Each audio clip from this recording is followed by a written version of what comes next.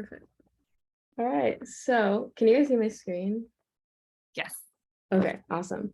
Thank you so much, Christina, and also Perry and the rest of the Cashflow Portal team for having me.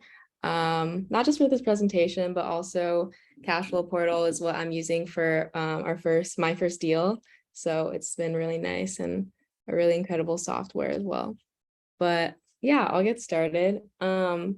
So my name is Ia. I'm 19 and I am just finishing up my gap year, and I will be going to the University of Chicago later in September. And I'm currently in the midst of closing my first multifamily deal.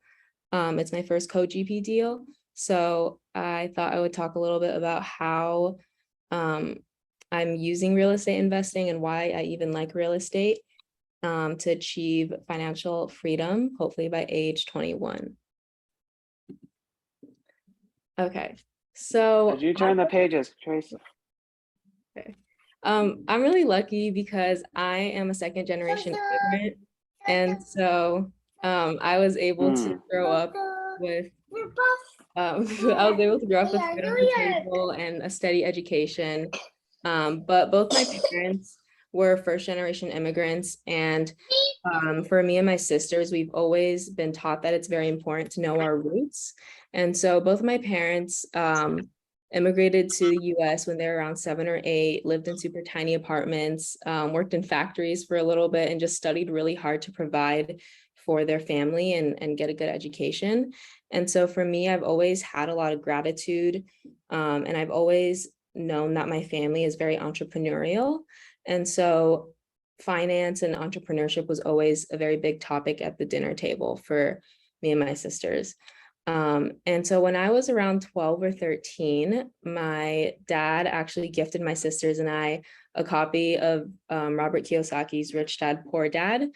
And he kind of forced us to read it, but we ended up reading it and digesting it. And in addition to Rich Dad, Poor Dad, I also read 4 Hour Work Week. Those are kind of the 2 books that got me started and even kind of taught me the concept of passive income. And so Kiyosaki kind of makes a distinction between working for money versus having money work for you.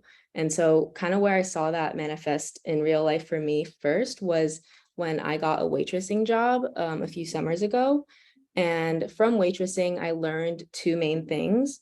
The first is the value of $1, working minimum wage for really long, late hours kind of taught me that I want to be working, instead of working for money, I want to work for time and have my time kind of freed up. And so Kiyosaki also makes a distinction. He says that being rich is having money, but being wealthy is kind of having time. And so from that job, I kind of knew I wanted to be wealthy as opposed to rich. And the second thing that I learned is that everyone is an investor. My paychecks from waitressing, initially, I just deposited them into my student bank account, which earned me, I think, like 0.1% interest. But I knew that versus investing that into stocks, even if it's just buying and holding and very passively, that would earn me a lot more money. And so even if you're not consciously choosing to be an investor, where you put your money and what you do with your money really matters. And so I kind of learned that even if you didn't want to be, you are an investor, so you might as well kind of learn how to do it well. And so from those things, I kind of realized that I wanted financial freedom, but I think I'm lucky because not everyone has a family who prioritizes that and teaches their children about financial freedom. And I also think that there's kind of like a lack of financial education systemically. So, okay. So from that, I knew that financial literacy is the key to economic well-being. 60% of Americans live paycheck to paycheck, so it's really important to kind of know how to plan ahead and make smart financial decisions. And within this absence of financial education, there is an especial gap for girls and young women. There was a study done that found that less than 20% of middle-aged, college-educated women could answer a basic question about compound interest, and similar conclusions at younger ages. So there's a really vast financial literacy gap between men and women, and that in turn kind of magnifies the wage gap, the wealth gap, and the power gaps. So that's kind of why financial literacy and financial education really matters to me, because I think it translates into larger societal issues, and power gaps and imbalances. And so one way that I kind of wanted to start addressing this issue, was through co-authoring a book called The 10 Commandments of Investing. So you can see from the cover that this is a book I co-authored with my dad's son and my cousin Tim. And this book actually initially wasn't the 10 Commandments of Investing. It was initially called The Investor's Bible. And so I actually wasn't even an original author on this book. The Investor's Bible was really just my dad and his brother Ed, who both are in investment and they have finance backgrounds. And they read dozens of books from people like Warren Buffett, George Soros, Ray Dalio, just really famous investors, because there are so many books out there. And they essentially just compiled that knowledge into kind of like a cliff notes of all these investors' key principles and beliefs for investment. And they were going to publish this book as the Investor's Bible. And so this is when me and my cousin Tim actually got the chance to read the book, and we didn't think it was going to sell very well. Not because it wasn't really important content. It was super valuable research that was, accumulated over years and years from really wise, successful people. But especially to beginners like me, I think investment can be a little bit of a dense subject and even maybe like unappealing. So kind of leafing through a cliff notes of these investors' philosophies wasn't the most interesting idea for me personally. And so that's when me and Tim kind of joined as co-authors to transform the Investor's Bible into the 10 Commandments. So we hopped on board, and we also started researching and interviewing people, and we started noticing a lot of similarities. So we kind of distilled all these similarities between these we're calling them investment wizards, the similarities that we noticed between their philosophies, and we distilled that into the 10 commandments. And so essentially the commandments are just very distinct and actionable principles that are applicable to many asset classes and geographies. And another thing is that we saw a lot of the widely studied investment books primarily came from older Western white men. And so in this book, we really tried to highlight female investors and investors of color and incorporate knowledge from them as well. And also, I really wanted to add easily understood language, and we added a lot of fun stories and anecdotes, so that this book would be accessible to young people. For example, my two little sisters, for whom investment can be kind of a daunting or tedious topic, especially when they're just starting out. And so the 10 Commandments, after we worked on it for a couple of months, we published it in late 2020. And we were all super surprised and delighted that it made it onto Wall Street Journal and USA Today bestsellers. And so we were able to, because it received a bit of traction, we decided to donate all the proceeds to a bunch of financial literacy charities. And we're even translating it into like Portuguese and Chinese so that it can reach more people. And so this is one way that I wanted to kind of try to spread financial education, especially for younger people and younger girls. Okay, so one of the commandments in the book is called owning your space. And so what that means is that you can invest in any space or asset class that you want, but you really want to put in the work, put in the 10,000 hours and really study it and really own it so that you know the space well. And so for me, I haven't quite gotten to the 10,000 hours yet, but what I'm trying to do right now with my space is real estate. And I may change my space later, but for right now, I am really enjoying real estate. So how I got started with real estate is my dad and my uncle Mike, who is based in New Jersey, for a couple years now have been using the BRRRR method, buy, rehab, rent, refinance, repeat, primarily for flipping smaller properties. And so I would shadow a lot of their property tours, meet the brokers that they were talking to, see how a lot of the rehab was managed. And so I kind of just became familiar with how they were flipping these houses. And then I moved on from BRRRR, which is for smaller properties, to syndication. And so I was able to watch a dozen videos from Brad Sumrock, who is a multifamily real estate investor out of Texas, and he has a mastermind of a lot of investors who invest together on deals. But he has a series of videos on underwriting. And so over quarantine, I watched around 12 of them and learned how to underwrite. And I would also ask for property info from deals that my dad was doing, just to practice underwriting, even if I wasn't part of the deal, and to try to start understanding all the components of the financial model.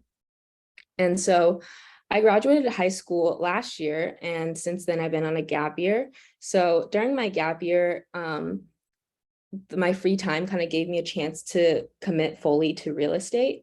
And so this May, I spent the month in Tampa deal hunting and found a property that I really loved. And so that property became Elysium Apartments, which is what's in the picture here. And that's my first deal that I'm closing this year. So it's a really small deal. It's only 12 units, but being able to kind of go through the full investment cycle and learn, for example, due diligence, the legal side. For example, I tried editing some contracts and operating agreements. Fundraising has been really, really helpful and insightful to kind of learn the entire process. And also because for this project, we are converting just traditional long-term rental units into branded short-term rental units. I also got to learn a lot from the property management side, the general contracting side, the marketing side, even some interior design. So that's also been really, really cool as well. But even though this is a super small deal, I am seeing it as my first deal on the path to financial independence. And I hope to kind of do larger and larger deals. So this deal's only a $2 million deal, but hopefully the next one I can do a $5 million. And then after that, 10 million and bigger and bigger. But the reason why I want to do deals, the goal is for me to be financially independent so that I can free up my time and my resources.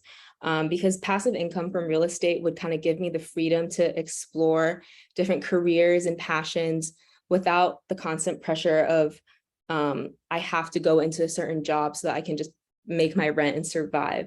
Because if I have some passive income, then I think I would have a little bit more leeway to, for example, after college graduation, I could try investment banking, or I could choose to go into real estate full time. I could even join the Peace Corps for a year, kind of depending on what I'm feeling and what I like at the time. And so that's kind of the goal, and why this deal, despite being so small, is pretty significant to me because it's my first one towards financial independence. Okay, cool. I'll end my presentation with just a few learnings and advice for younger folk. I know for a lot of older people that are more seasoned, this is pretty novel beginner stuff, but especially for younger people who kind of want to jump into real estate or even a different type of asset class for investing, there are a few takeaways that I've had so far. The first is that from talking to so many people, not just investors, but brokers and just everyone in the industry, the number one thing that I hear is that I wish I started earlier. And so it's never too early to start, even though there's definitely going to be a lot of fears and uncertainties, especially as a younger person that's less experienced. Jumping into real estate or whatever you're interested in will pay off. Mistakes are pretty inevitable, but they really do help you kind of learn and grow.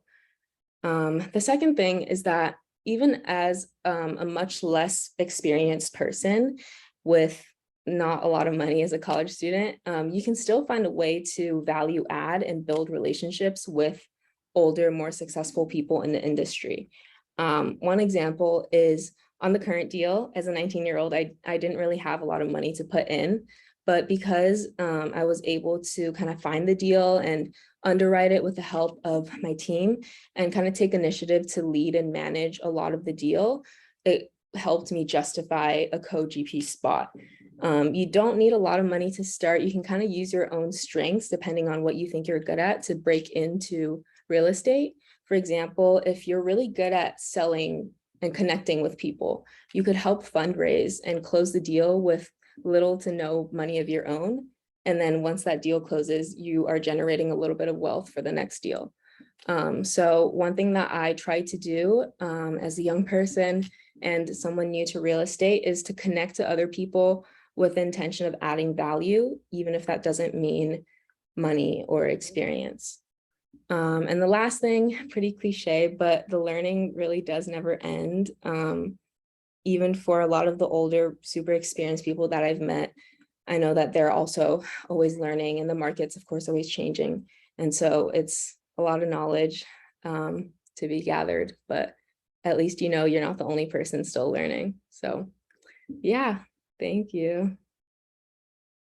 Thank you so much, Ia, for your presentation. This has been wonderful. I think I've done a lot of online research about you, and there's not many webinars out there where it's a live, you open up to more audience members for questions. So I wanted to use the remaining time to have more of an interactive session so the audience can ask as many questions that they want related to your real estate experience. I start off first with my questions. I know in terms of, I guess I can start off with my first question. So you're taking a gap year and you're going to college in the fall. Have you ever debated whether or not you wanted to go to college, as many people see real estate as their end game? So they want to develop their full-time, be fully committed to growing their real estate portfolio. Yeah, that's a really good question. And I've actually met a few people who have taken a gap year, and then that gap year turned into several years, and then they either went to college like a lot later or they just didn't go at all. For me, I think college and multifamily investment, they're not really mutually exclusive. I'm really lucky that I'm in a position to be able to go to college, and it's something that I want to do.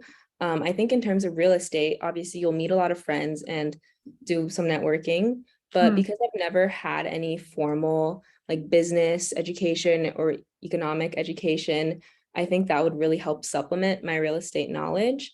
And it would also help widen the scope of the real estate knowledge. For example, I know STEM is super important for the future, but it's not really currently something that I'm learning through real estate. And so if I could take some STEM classes, I would be able to integrate it into the work that I'm doing in real estate, for example, in property technology, or maybe even making properties greener and more sustainable. Amazing answer. I guess out of curiosity, how will you manage the property and balance kind of your real estate portfolio while you're a full-time student? Yeah, so for this deal, I'm super grateful because one of our other co-GPs, Cindy, she actually just recently moved to Tampa, so she's kind of the boots in the ground. But aside from that, we will have super frequent meetings and communication with the property manager. So we have a professional management team that's there. So that makes it a little bit easier. And then in terms of kind of other deals, I think that I will honestly just kind of make time, and I do get breaks every few months. So I'll be able to visit the properties and kind of give more time during those breaks.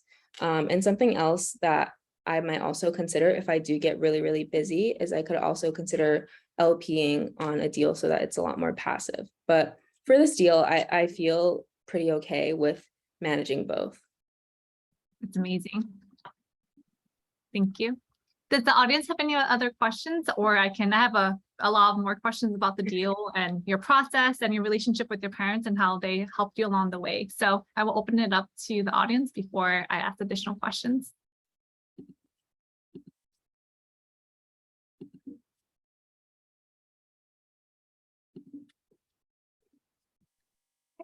If not, I am more curious. I know we have a lot of real estate investors on the call. So can you walk us through exactly how you found the property, and exactly, I know your dad and has been very involved in your real estate career. So can you walk us, talk about that as well? Yeah. So I guess I'll talk first about like my family influence, because I think growing up in a very entrepreneurial family definitely influences the way that I view the world and my interests and my work ethic. And I'm lucky because I get to be mentored by my dad and learn a lot of things from him. For example, he's really, really strong at networking, which isn't something that comes as intuitively from me. So even just like tagging along with him and watching him talk to people gives me a lot to learn. But for this specific deal, in May, I went down to Tampa. My dad is kind of always back and forth between Tampa. I'm in Toronto right now, but my dad is kind of back and forth because he already does some real estate in the area. And so I decided to spend a month in Tampa because I knew I've been deal hunting for a little while, but I've never just really had the time to fully commit. Even when I was in high school, I was underwriting and practicing, but it was just a little bit hard because when you're not on site, it's harder to find deals and kind of get a feel of the property. But earlier this year, I spent a month in Tampa and we underwrote a lot of deals. I think we put in offers for a few of them, but for Elysium, we actually drove past it. And Elysium is special. And one of the reasons why I really like this deal is because it's on a super large piece of land. It has a really large lot. I think it's like 15,000 square feet. So the building is only on 1/3 of it. And so we drove past it. There was a sign up saying that it was for sale, but just how big the land was kind of caught our eye. And so we just called the agent. We set up a meeting and we met the owner a couple of times. And so it was a really, really good deal. We toured and everything, but it was 2.2 million for 12 units in this massive piece of land. And another thing that was really beneficial was that my dad has a project pretty close to Elysium in downtown St. Pete called Satoshi Hideout that is currently operating as kind of like a branded short-term leasing community. And so we knew from that this is a really good area. And also the land was zoned downtown core 2, which basically means that it's able to be built up to 20 stories mixed use. And so because it was such a good location and there was so much land potential, we were really drawn to the deal. And the seller was actually a little bit on and off. He took the deal on and off the market a couple of times. He wasn't desperate to sell or anything, but he had owned the property for a really long time. He's friends with all the tenants. All the rents are super, super under market. But I think meeting him kind of really helped push the deal forwards.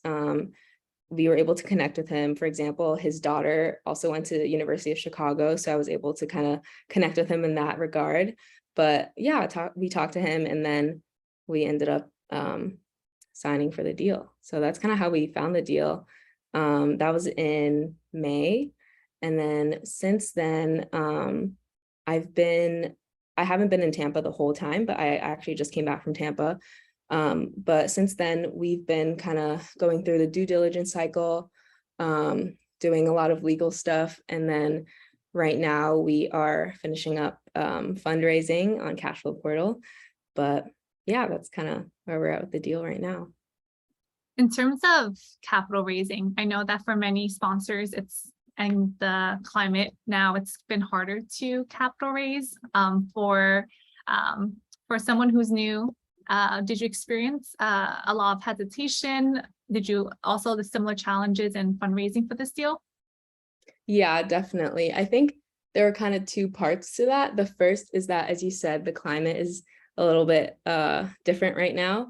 And so even just on the debt side, we got renegotiated a few times, and then we had to talk to a lot of banks and we got a lot of different terms.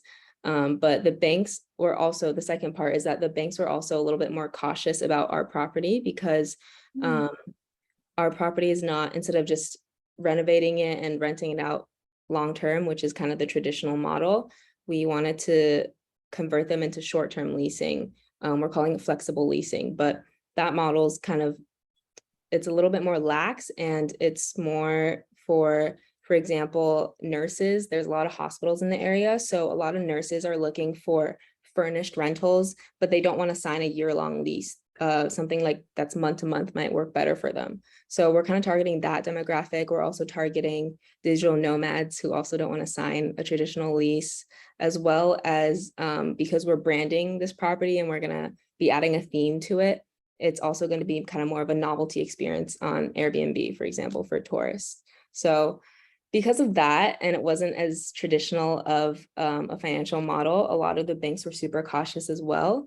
And then in terms of fundraising from investors, I think having a webinar and kind of explaining the model, and even after the webinar, we've been on a lot of calls with investors individually trying to explain this model because it's not something that's as familiar, but kind of helping explain it and going through it step by step and going through the model has been really helpful, as well as because the interest rates are kind of super unstable right now. We actually think that having flexible leasing is helpful because if interest rates are high, inflation is likely also high. And so it's easier to kind of adjust the leases compared to like a year-long lease that's a lot harder to adjust, but it's a lot easier to adjust short-term leases and rental rates in real time to kind of match the inflation. And so that's kind of like a little benefit that came out of it. But yeah, we definitely had to, it's just a matter of kind of explaining it and giving more confidence to people like the investors and the banks. And I guess from underwriting, hunting for the deal, capital raising, what would you say is like the hardest part of the entire process? I know we haven't fully closed yet, but from the start of the deal to now. Yeah, I think so far the hardest part of this deal has probably just been debt. But because my dad is also really helping on that side, I've been grateful for that. But I think maybe what's been, I don't know if I would say it's the hardest, but what I feel like I learned the most from is really just developing the pitch and developing like my OM and my pitch to investors has been really a really good learning experience, because you really have to make sure that you know all the parts of the model if you're going to be showing it to someone who's questioning it, and you have to be able to explain all the parts of it as well as all the parts of your business plan, and you have to be able to really believe in your own numbers and believe in your own plan. And so that probably took the longest so far for now for me, is kind of developing that plan and learning how to speak to investors.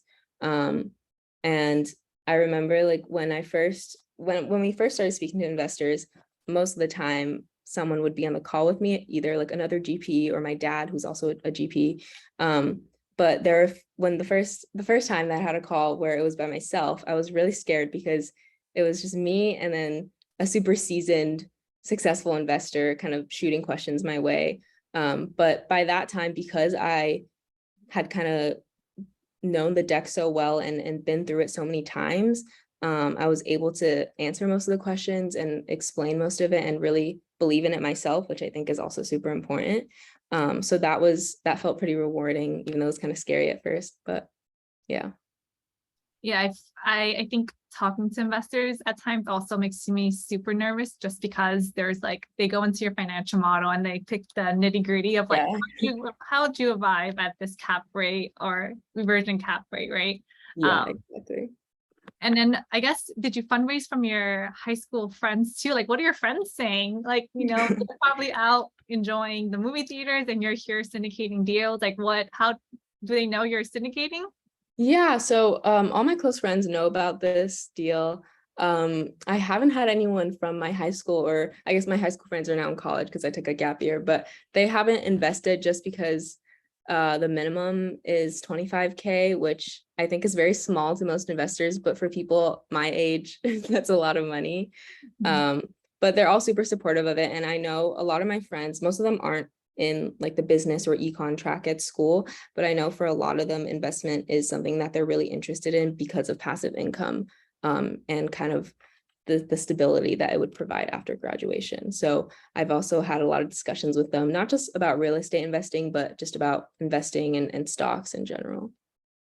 And are they open to, I know a lot of my friends, I mean, I'm a little older, so a lot of my friends and peers invest in stocks just because it's a little bit more accessible. And then when I tell them about real estate syndications,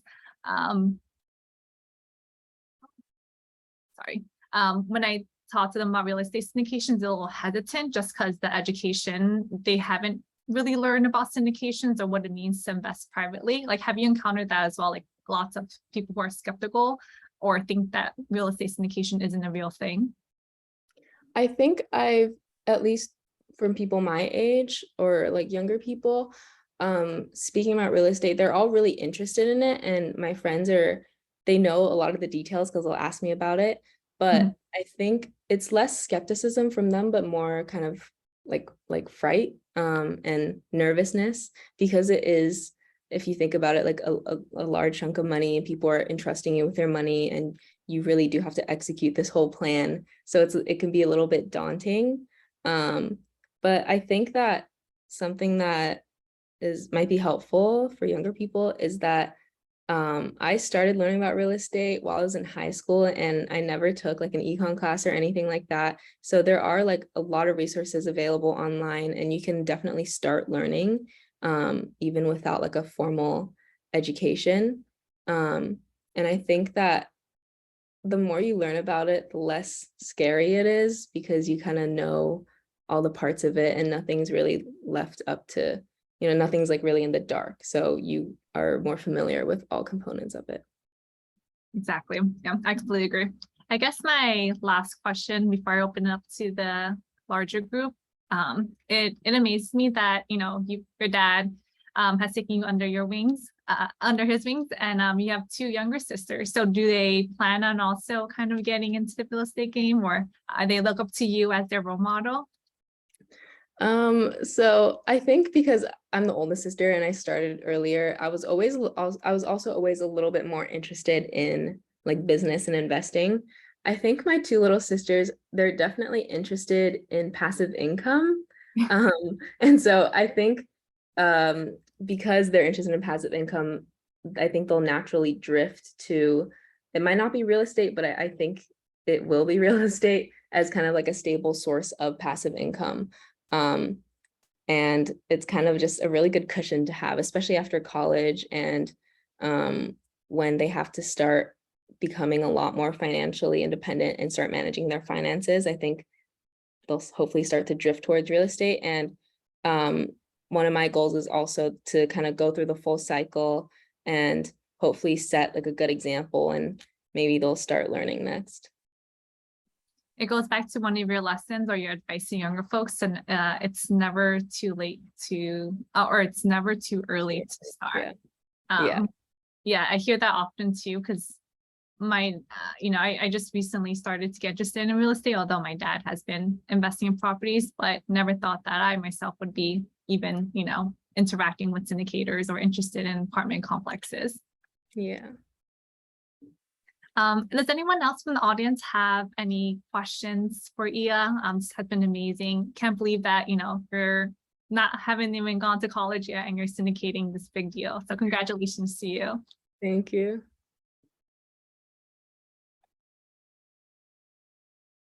Okay, so we have a question from Debbie. So the first step for getting involved as a young person to educate and training, but isn't it pretty expensive just to get into the Sunrock training?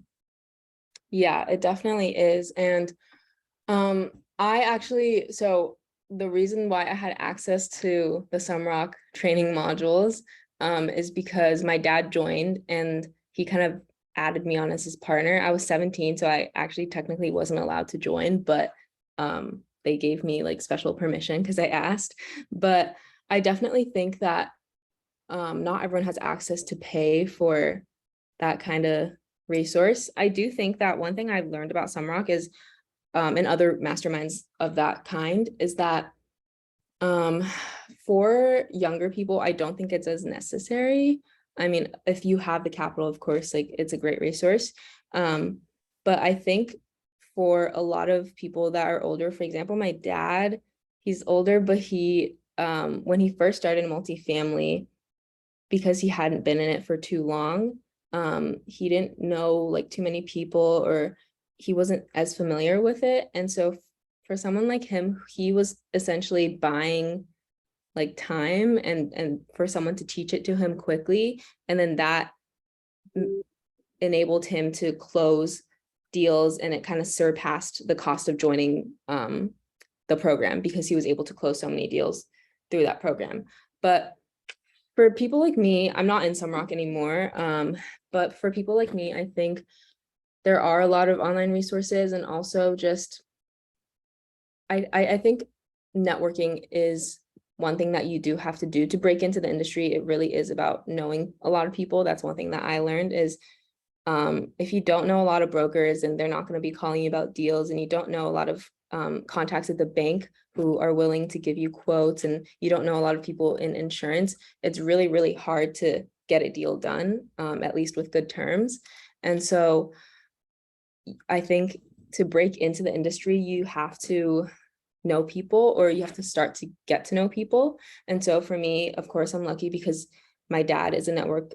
My dad has a network that I can then start networking with and start building my own reputation and building my own relationships with, which is something that I've been trying to do while connecting with people, is kind of trying to like connect with them on specific things and make myself memorable, so that in the future, when I'm doing deals that don't involve my dad, for example, I'll still be able to kind of have a relationship with those people.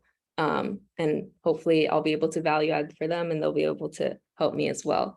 But yeah, I think that programs are definitely something that not everyone can do. And I think it helps, especially it really kind of speeds up the process, but I don't think it's feasible or necessary for everyone. I think for real estate syndications, one of the first questions on the first conference I went to was the R2R Brad Sumrock conference, and he does such a great job selling you his course, because at that conference I was like, wow, like I should buy the course, and it is a hefty price to pay. Yeah. But I've heard it from many syndicators that you're investing in yourself, and there's no cap to how much investment you want to put in your own education. So that's one way to look at it. But I think you do bring a good point in terms of if you're younger, you're able to kind of start building your network at an earlier age. Whereas if you're older, you're buying back time and you're leveraging the mentor group's network. It's a good point. Yeah. And you can also start off with smaller deals. Like I originally didn't start off with syndication. I started off with Burr. So when I was shadowing my uncle and shadowing tours, it was mostly to like duplexes and maybe like 4 units. It wasn't anything super big. And of course, that's different than the syndication process, and you're not going to learn everything about it. But I think it really helped give me a base and a foundation for just being familiar with the financials, being familiar with rehab, and a lot of the kind of the numbers and how it works was also really helpful. And that's not something that involves like a program like Sumrock. If you were to compare multifamily, smaller scale multifamily, like what your uncle Ed does, Mike, yeah.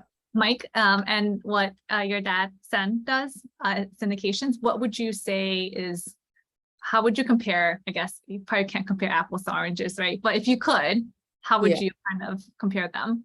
Yeah, I think one thing is that it really depends on your personality and what you like. Because, for example, my uncle Mike, he actually really enjoys being really hands-on with the rehab and overseeing everything. And it's something that he enjoys doing every day. Is it keeps him active. Whereas, for example, for me, I really enjoy learning about kind of different aspects of it, including rehab, but I personally don't want to spend a lot of my time renovating a house. That's just like not where my interest lies. And so for me, that's also one of the reasons why I'm more interested in syndications. But I think aside from that, when you have a larger deal that you can syndicate versus like a mom and pop deal, like my Uncle Mike's, it's a lot more scalable. And I think it's more passive, because when you have a bigger deal, you can justify the cost and cover the cost of getting a property manager, for example. So it's a lot more passive, because I know like for my Uncle Mike, he'll be getting calls from tenants a lot, and they'll be telling him, hey, like my toilet broke, and he has to then go, fix that. And so it's definitely not as passive when it's kind of a smaller deal. But I think if you are concentrating and you really want to build up your net worth or just build up your passive income, I think larger deals are probably the way to go, just because it's easier to build up your net worth and passive, and also just more scalable. So Thank you. yeah. Any additional questions from the group?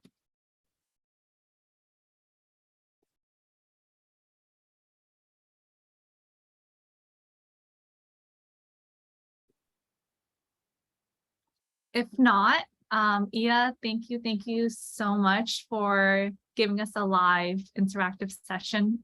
Super excited for you and very inspiring for someone who's a lot older too, to see a female much younger to syndicate such a large deal. And I'm excited to be partnering up with you on Cashflow Portal. So thank you so much. I Thank just you wanted for to having leave. me. Go ahead. Oh, sorry, I was just saying thank you so much for having me. No, thank you for joining. If everyone on the call doesn't have a Cashflow Portal account, please join the marketplace. You can connect with Ia. You can set up a call, kind of join her investor network. That way you can access the future deals. So thank you everyone for spending your Tuesday evening with me. And I hope to see everyone on the marketplace. Thank you. Thank you very much. Yeah.